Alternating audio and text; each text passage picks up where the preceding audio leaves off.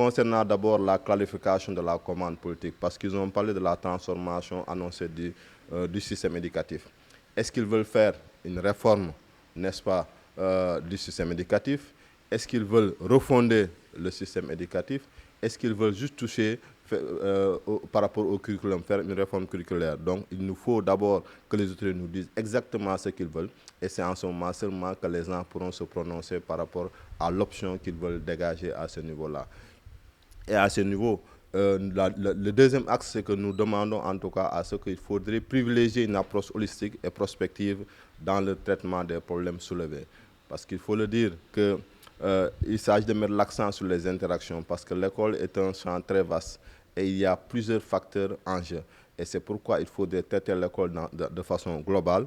Ils ont parlé de l'introduction de la langue anglaise dès cette rentrée scolaire, n'est-ce pas, et qui nécessite en tout cas une réflexion profonde.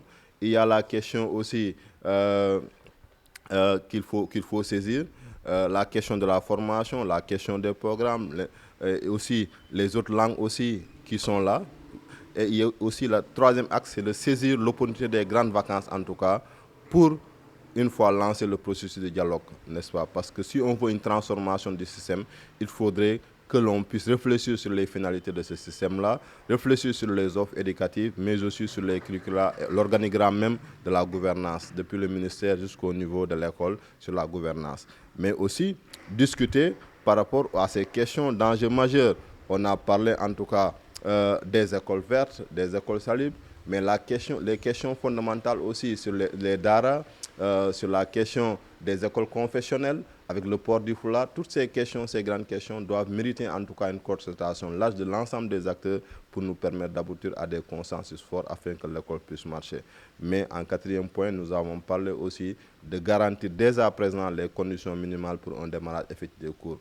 Quand vous prenez par exemple Ziguinchor, tout le monde le sait, avec l'hivernage, l'axe sud pratiquement, il y a des écoles qui souvent sont sous les eaux. Il faudrait que très tôt, que les mesures idoines puissent être prises en compte. À Dakar aussi, par rapport à des zones inondées, il faudrait aussi que dès à présent, que les mesures puissent. Mais aussi, il y a la concertation avec les autres acteurs sociaux, les syndicats, pour en tout cas faire disparaître toute velléité en tout cas de perturbation du système scolaire. Mais aussi, avec le manque de personnel enseignant, il faudrait penser déjà à présent à un recrutement massif d'enseignants pour combler le gap.